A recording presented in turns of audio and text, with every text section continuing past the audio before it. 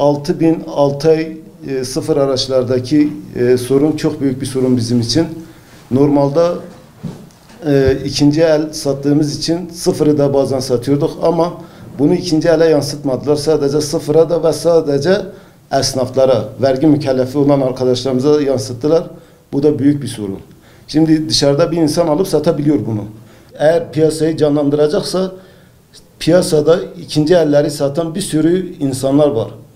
Bu insanların önüne bir engel çıkarmaları lazım. Nasıl bize 6 ay 6000 kilometre şart koşuyorlarsa ikinci eli alıp satan insanlara da 6 ay kilometre demiyorum. 6 ay bir şart koysunlar, bakın piyasa ne olacak? Piyasa daha güzel olur. Herkes de iş yapar. Yetki belgesi olmayan insanların bu şekilde ticaret yapmalarına biz karşıyız. Bu zorluklar sadece şu an bizi tutuyor. Bundan sonra da örneğin Van diyelim. Van'da sahibinden milyonlarca insan araç atıyor. Bir Van sayfasını indirsinler. Bu insanlar ne vergi veriyor, ne dükkan kiraları var, ne eleman çalıştırıyor. Hiçbir şekilde hiçbir şeyleri yokken para kazanıyorlar.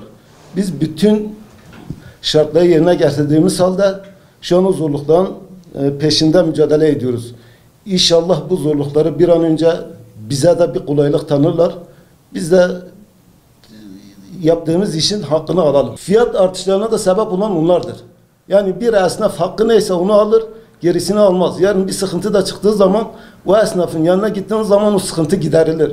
Ama dışarıda bir adamdan mal aldığı zaman nerede bulacak? Bizim tek istediğimiz budur. Biz Van için düşünelim, Türkiye geneli demeyelim.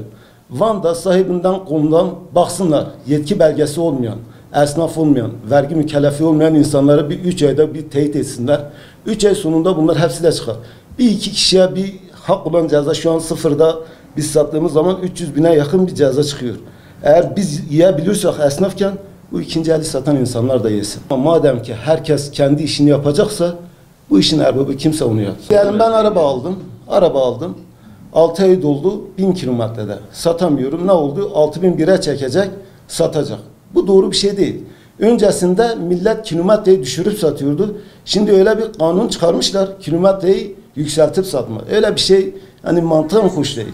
Bunun önüne de nasıl geçilir? Artık sistemler hep birbirini takip ediyor. Noter olsun. Eğer ekspertiz şartı var. Onunla ekspertizler birbirlerine o noktayı koyarlarsa, kilometre şeyi koyarlarsa, yarın bir gün eğer bir daha geriye çekerlerse o hile çıkar. Çıkması da lazım.